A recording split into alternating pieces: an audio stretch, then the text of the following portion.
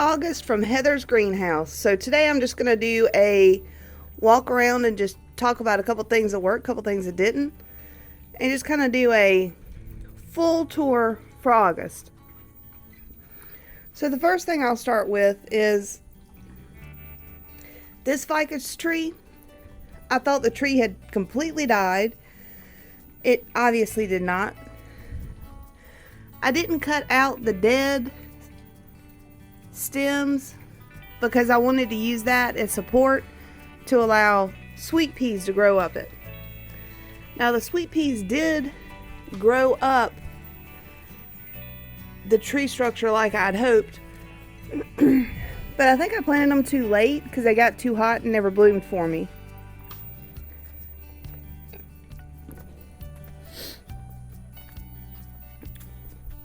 So looking over here, you've got the lemongrass in the pot. That's a bell pepper in that pot. That's just that's not anything growing, it's just kind of more decorative. Probably gonna move that. Hey Raleigh boy. On this side I've got some pots and there are some seeds in there. I'm hoping the seeds germinate and come up and be real pretty on this front porch. The deer came, it ate most of what was in this pot. It even ate most of this volunteer salvia. So I'm just leaving it how it is. I'm not going to repot that or replant it. I didn't even throw seeds in that one. To be honest, that's not the best pot. It being the terracotta, it loses a lot of water and it gets full sun right here. So it does have a plastic saucer on the bottom. But I don't like using those because of the mosquitoes. So I need to figure out a different solution there. The spring onions in that pot are loving life.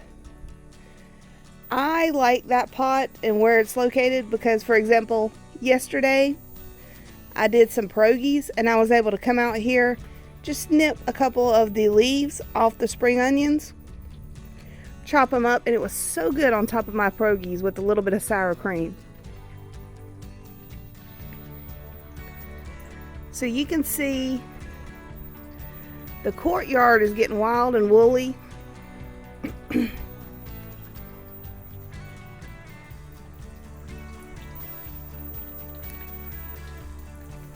I did want to point out that the bird fountain is working again.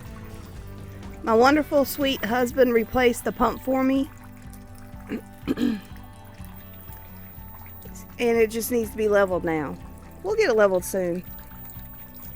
You can see where the deer came in here last night and messed up this support structure for the peony. I'll fix that later. But look at that beautyberry behind it. Goodness, that thing is big and beautiful. And it is absolutely full of berries.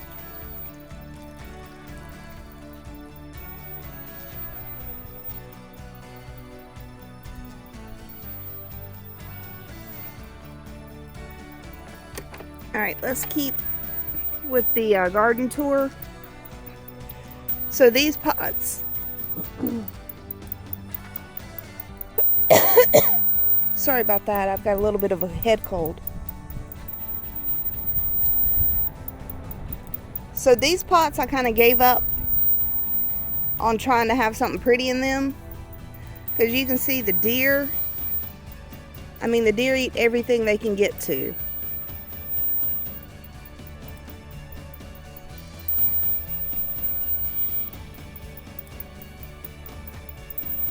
The deer ate all the mint in that one.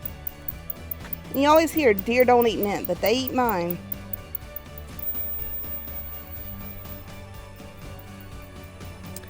Then over here with this bed, y'all, there is a wild rose that's come up in the middle of this rose. I don't know what it is exactly.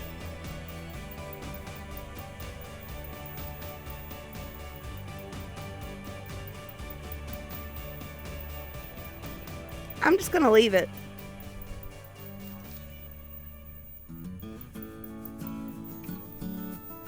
And I still don't know what I'm going to do with this bed. I know it's going to be beautiful again in the spring because of all the daffodil bulbs in there. But I wish I could get it to be pretty in the summer also. I don't know, that's just a mess. I need to get in there and figure out what I'm going to do and clean that up. And you can see deer poop where they came in and ate all my beautiful flowers and shrubs.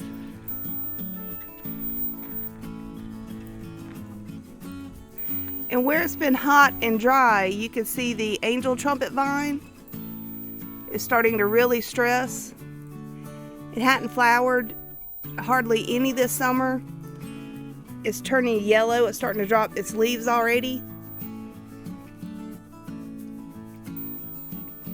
So it got good height and width on it.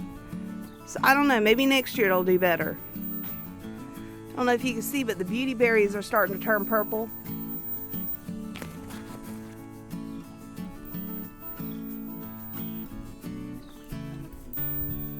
And there's I think that's a wasp taking a nap. I don't know, we'll leave them alone.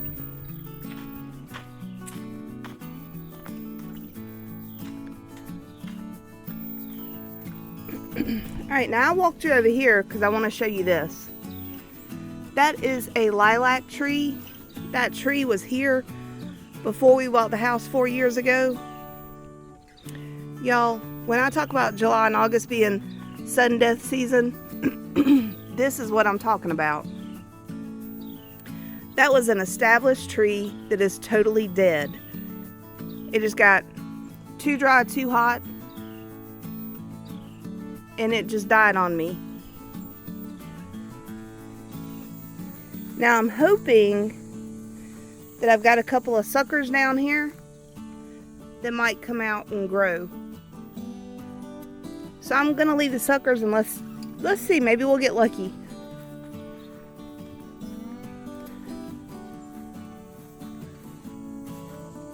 So here is the shade bed. I really need to get in here and do something with that tree. I don't know what it is, but it grows so fast. And it's a little too close to the house, so I need to do something with it. I need to trim it up, clean it up. You can see I've got a bleeding heart right there. And I've got some ground cover here. And then I've got some ferns. And other than the moss growing up under here and weeds, that's pretty much it.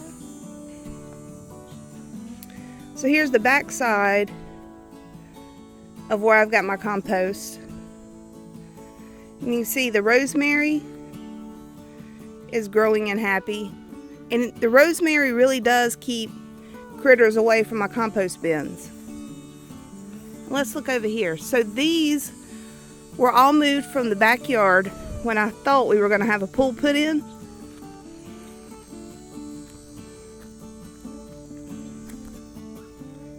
So this is the azalea. You can see it's putting out a lot of new green leaves. Excited about that. There is a vine. Let's get that vine out of there. Yeah, that's gonna kill that if I don't get it out of here. And y'all, if you're like me and my age, you're getting to the point where when you see something, you got to do it right then. Because if you don't, you'll forget and then you won't get it done. That is one of the hydrangeas. The only life I see left. The little bit of green right there at the base, that's all I see. That's a weed. There's a little bit of baptisia.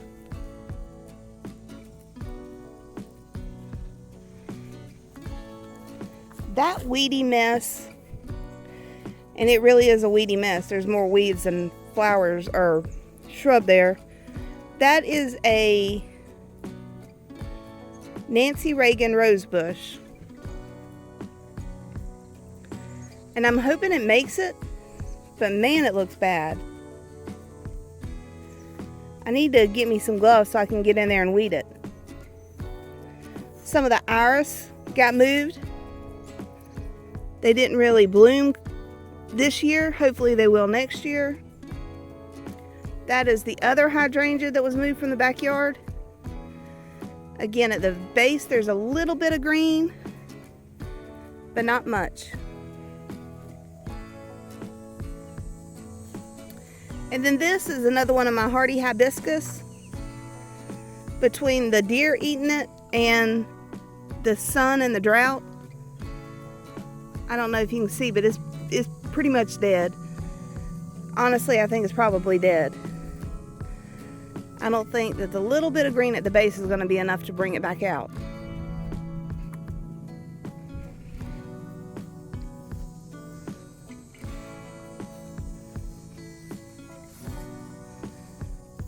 Alright, continuing the tour. So this is the loofah.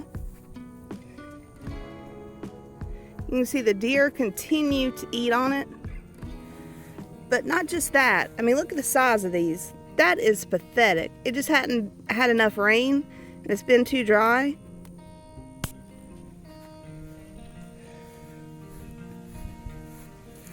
And this is supposed to be my mint bed.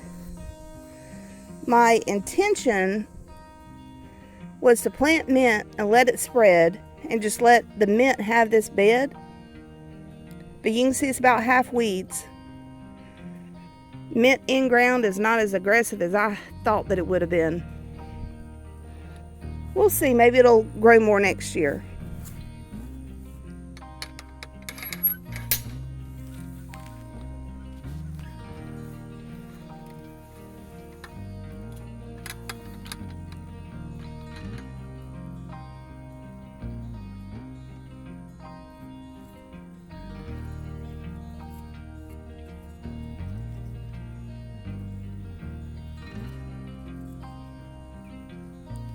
Sorry, I was trying to loop the loofah vine back this way so it wouldn't go across the fence opening.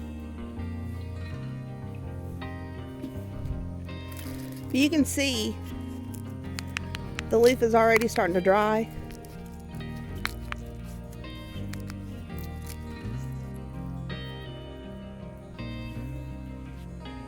And then over here in these pots, I've got the hibiscus that I showed you the other day.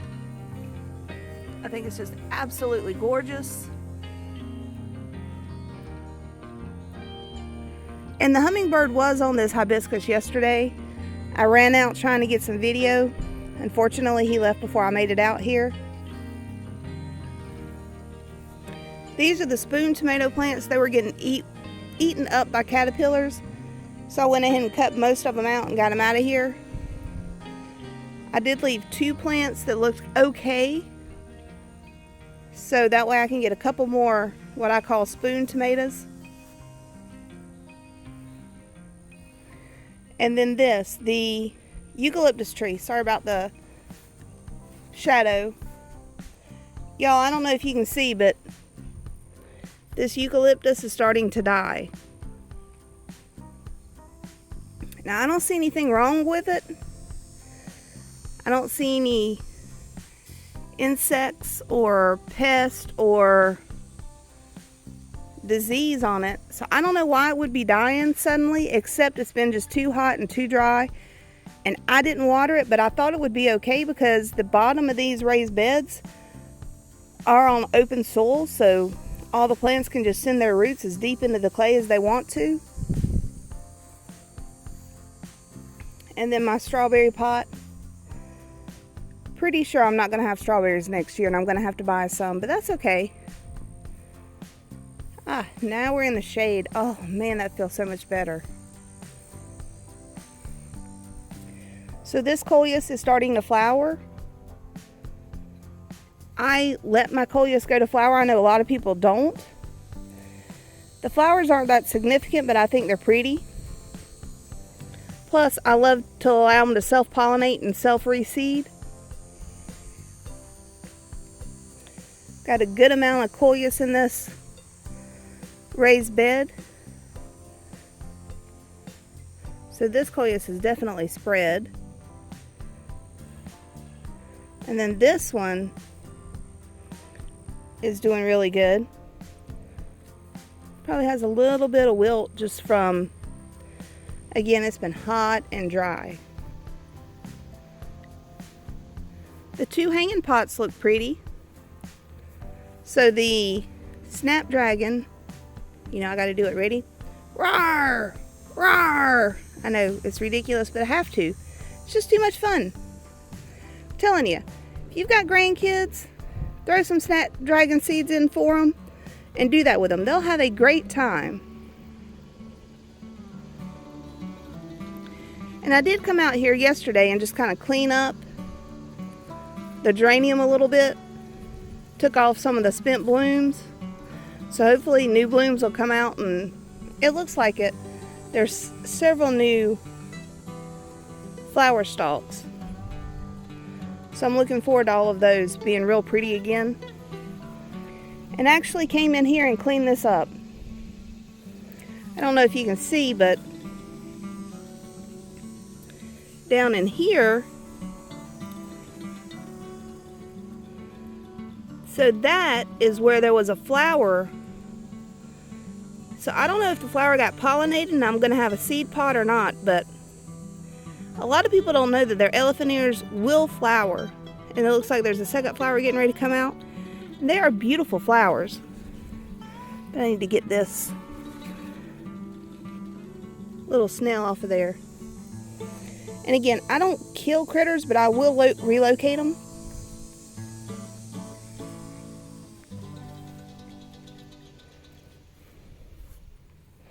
And can I just say the surprise zinnias that just randomly come up in these beds?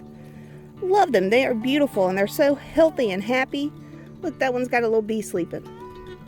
See if I can leave him alone. He's got a nice spot on a flower up underneath one of the elephant ear leaves, so it's nice and cool in the shade.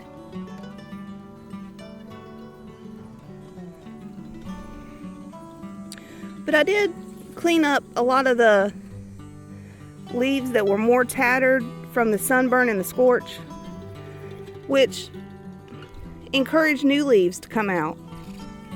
So I'm excited about that. And then the hibiscus, oh my goodness, these dinner plate hibiscus are absolutely gorgeous. Y'all, just for reference, that's my hand. That flower is massive.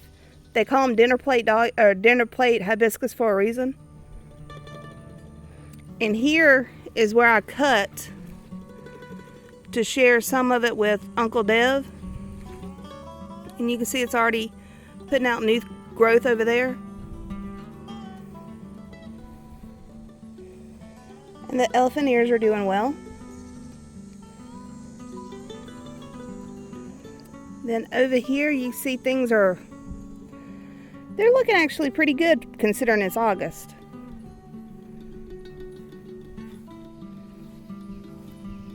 So this amaranth, again, I'm hoping that it reseeds in here.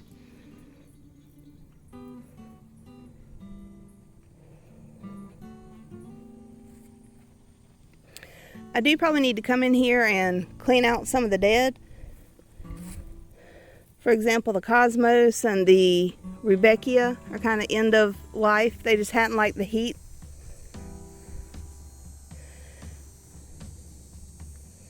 The marigolds and the zinnias, they don't seem to care about the heat. They're still doing good. And y'all look right here, I've got another volunteer 4 o'clock. Now, if y'all like 4 o'clocks, great. I don't. They're a little too invasive for me. A little too aggressive. So I pull them out at this point.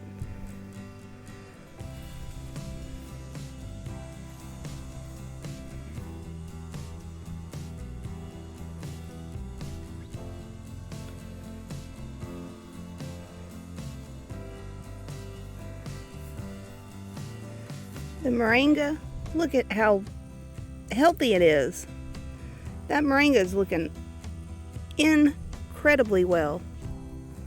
I'm excited about that. I'm not harvesting a lot from those. I want them to get large enough to produce flowers and produce seeds for me, because I want more seeds next year without having to buy them. So that's my plan. We'll see. Now that chrysanthemum right there, I did not cut back. That chrysanthemum kind of holds some of the gladolias back, so I just left it. Hey, I don't know if you can see, there's a lizard sitting there. Hey, little buddy. Hey, little lizard. I think I heard him say, am I going to be YouTube famous? Alright, let's look at these dahlias. Y'all remember I grew these from seed last year. I did not do anything to protect them this winter, but they came back out and they are so pretty.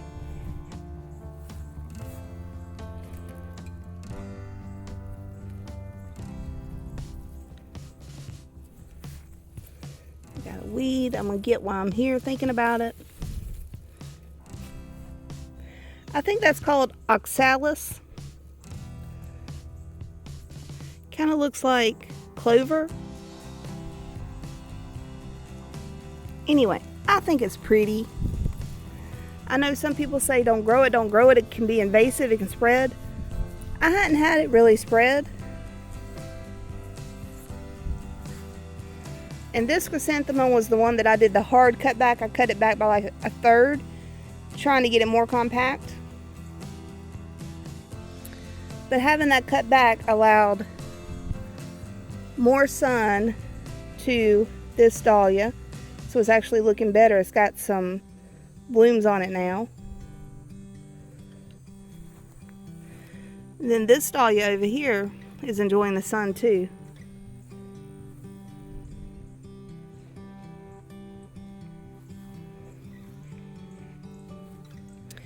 I'm sorry, y'all. There's so much in this garden that's blooming and looking pretty, and it's like I don't know what else to talk about.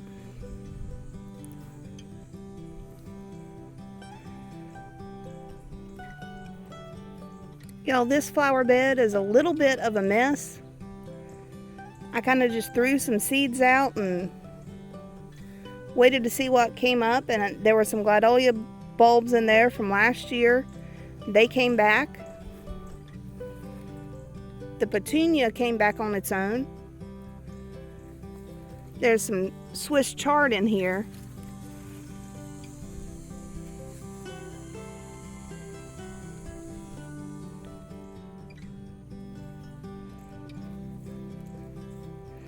And then over here you've got the marigold, which is still looking good. Could come in here and deadhead and support that if I wanted to. Probably need to support that. You've got,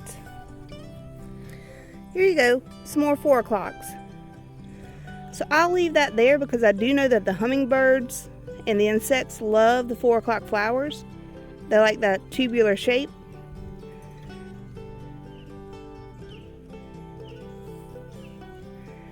Then you've got more sunflower. And then y'all, look at this. That's a volunteer tomato. I'm telling you, I went from being worried I was not going to have any tomatoes to having too many volunteer tomatoes.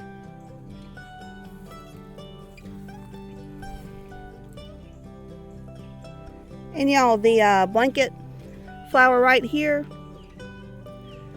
is still doing good and still flowering and producing seed pods.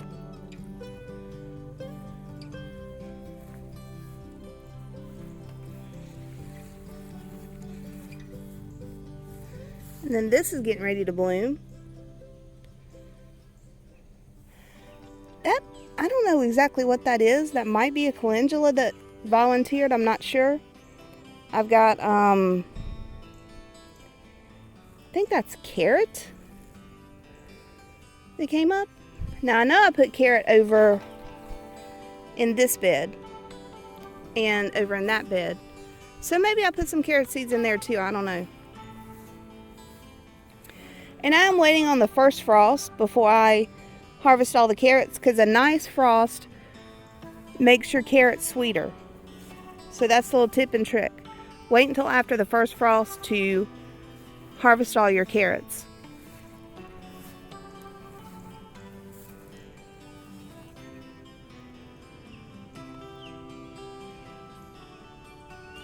Hey, look at this. That petunia is not dead.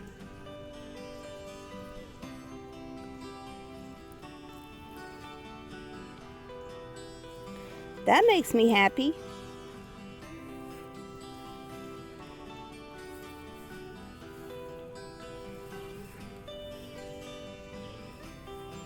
And that coleus we rooted together is holding on. It's looking good.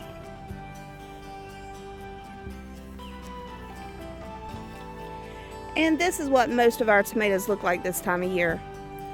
You know, if you want to keep getting tomatoes, you're going to have to succession plant in South Carolina. There's just no way around it, because these tomato plants, man, they just don't like our zone. It's just too hot, too humid. They get eat on, they get powdery mildew, they get hornworms, you name it. And then you end up with this. Honestly, that just needs to be cut out and a new plant put in there. And then more snapdragons.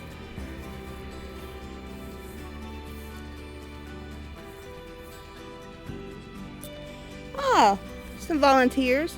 That looks like Thai basil, and is that a squash? I don't know, it looks like a squash to me. We'll have to wait and see, but I think it's a squash. Yeah, there's like a little squash seed right behind it.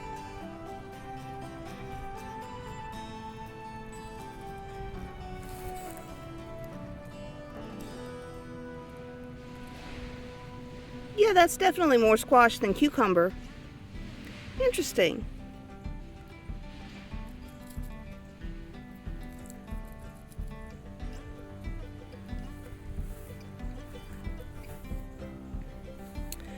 Ah, the bugs found this. So I don't know if you can see, but there's caterpillars all over the volunteer basil. And y'all, that's fine. I didn't plant it. It was free. It came up on its own. I'm just gonna let the caterpillars have it.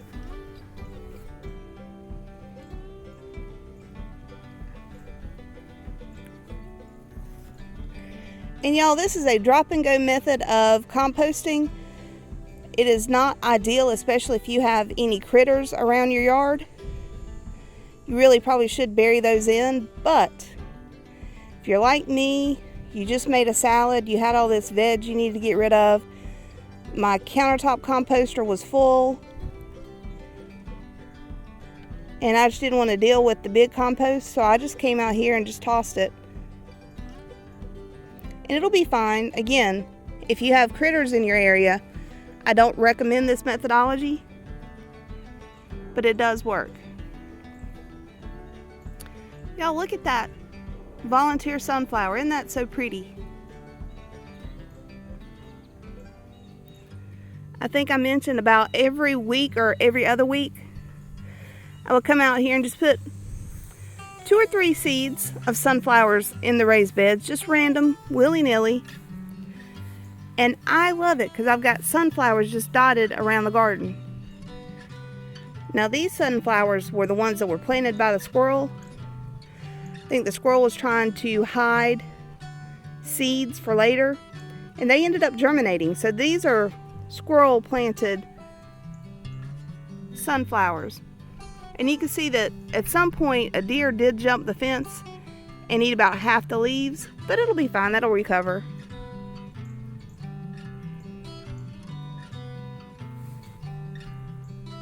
Y'all, this salvia, I think that salvia is called Hot Lips. It is so pretty and the pollinators love it.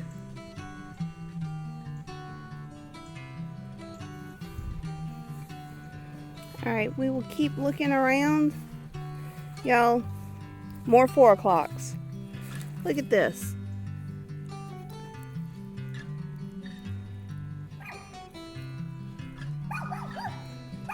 I'm telling you, you plant one 4 o'clock and you'll have 4 o'clocks in your garden forever. I cannot get rid of them.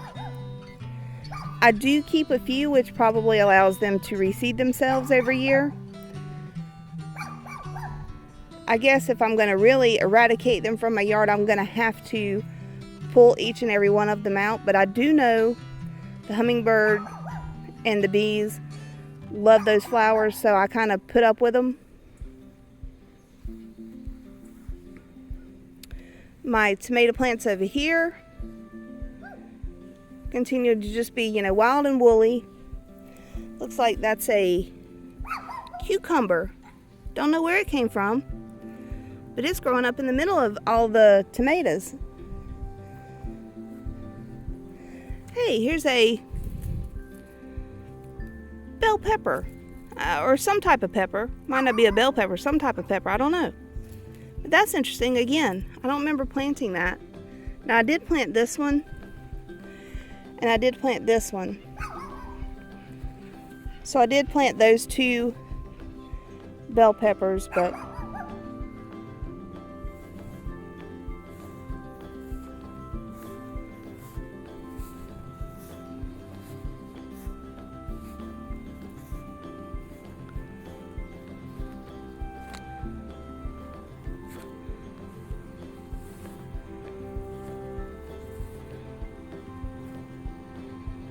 and y'all, I did just take the daisy mint and just plop them in there. They're not planted. They're literally just popped in there. I don't expect either one of them to live. They were half dead when I put them in there. I'm using it more as organic filler for these beds because I didn't have enough soil.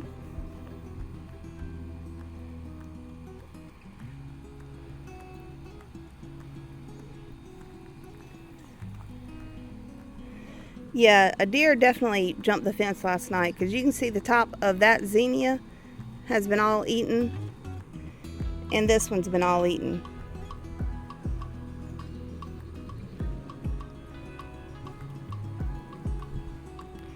And then y'all, can we talk about how big that fig tree is? I'm just gonna leave it for now. It's not in the area that I need to reclaim or anything, so I'm just gonna let it do its thing. It's a good 12 foot tall.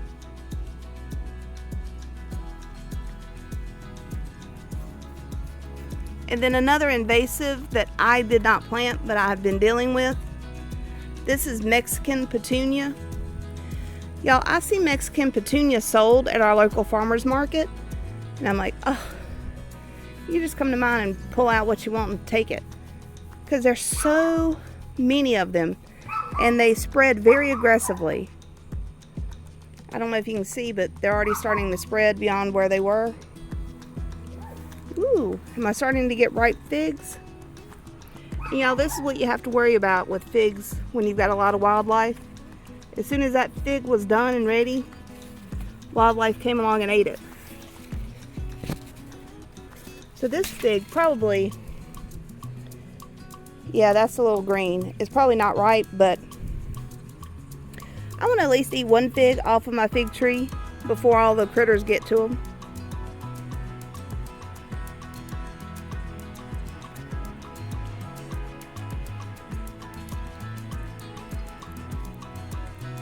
You know, that's pretty good. It's not astringent like they can be before they're ready. It's already starting to sweeten up.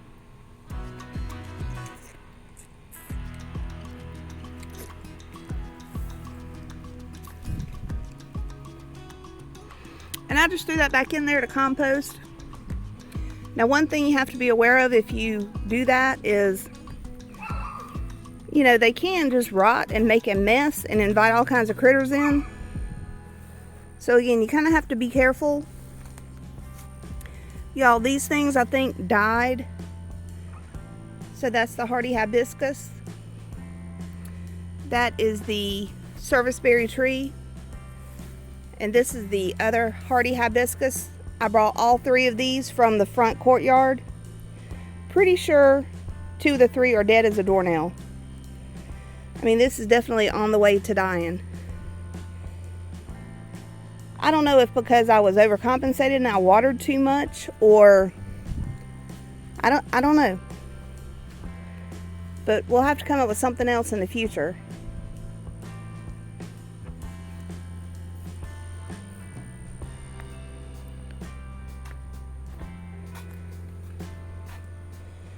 So somebody asked about hostas.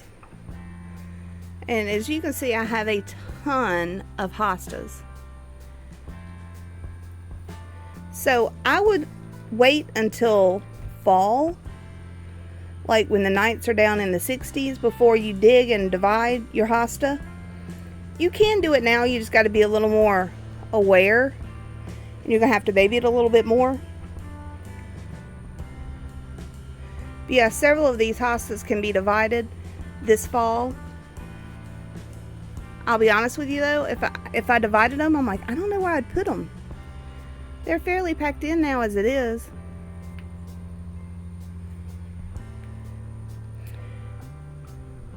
The hydrangeas here will bloom for us in the fall. You know, I did a deadheading of them. I didn't trim them. I just clipped off all the spent blooms, thereby encouraging the plants to bloom again. So I'm hoping this fall I'll have a full display of hydrangea flowers again.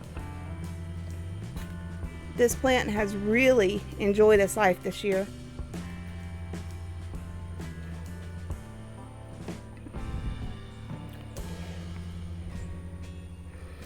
And y'all, this I rooted and stuck in that tiny little pot. I'm amazed that it's still alive and it's blooming. So it's obviously happy, but I need to find a place to put that in the ground because that pot is just way too small.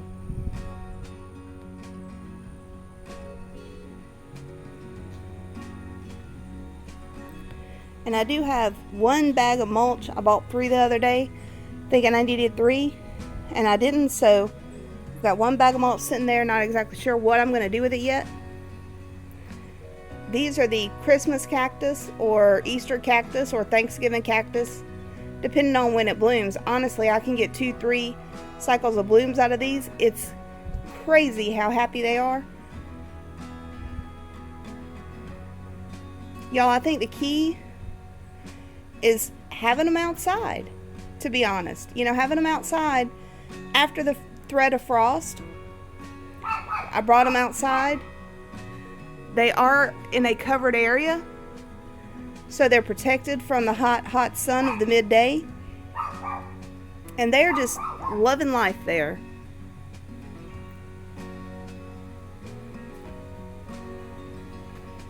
Y'all, this yucca, I cannot stand that thing. It is massive. It is as tall as I am.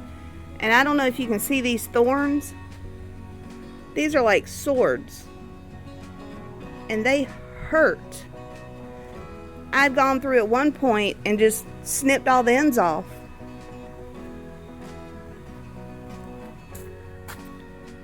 You can see here, I just snipped the end off, gave it a blunt end. I need to do that again. Of course, I don't get out in this part of the garden that often anyway. But occasionally I need to get out there and do some maintenance. So I either need to trim all the tips of that yucca again, or just dig it up and get rid of it. Here's another coleus that we rooted. It seems to be happy there. That's another house plant that I do bring out and put outside during the summer. So that's a peace lily.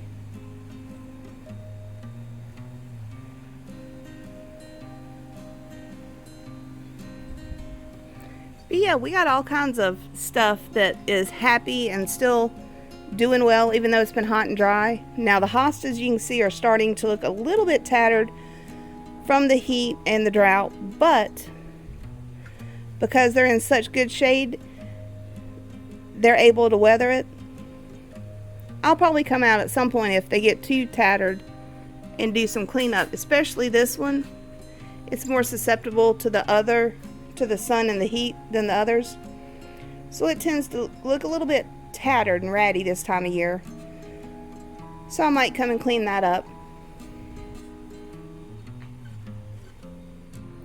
Alright, what else do we have over here? Oh, I wanted to show you. So this is a lilac bush. And I don't know if you can see it, but it is happy. Whoop, I pulled a leaf off. That wasn't good. But it is happy where it's at. It's doing well. It's stretched a little bit trying to get sun because it's surrounded by all the butterfly bushes. I've never had it flower here. Supposedly it's supposed to be able to tolerate zone 8. Like I said, it's growing, it seems happy, it's just never flowered.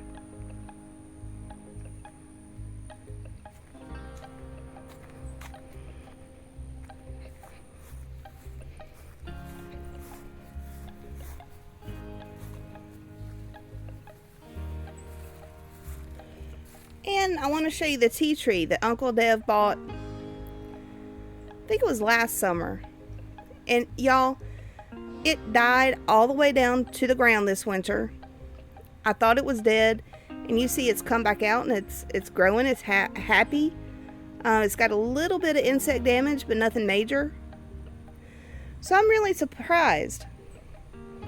So if you like these plants, try to grow them in your garden. I'm surprised they lived in zone 8, but they did. Sometimes just giving a plant a little bit of extra love and protection. I mean, you see it's kind of right here. So it's protected all the butterfly bushes and the hydrangea. And even this, what I call a pear cherry tomato plant. You know, all that stuff's giving it a little extra protection, a little extra shade from the sun. And so, you know, you can grow stuff kind of on the margin of your zone if you take care of it and protect it. Sometimes you got to give them just a little bit of extra love. All right, I want to go see if I can get the geese. Nope, because Chrissy's going to run them off.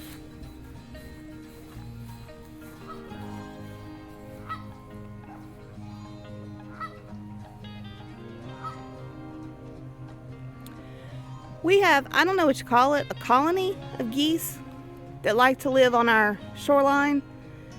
I do not like geese in my yard. They eat all the grass, they poop everywhere, they're very dirty animals, and they can be a little aggressive. So I try to let the dogs chase them off as much as I can. I'm hoping if the dogs harass them enough, they'll just go away and stop coming back.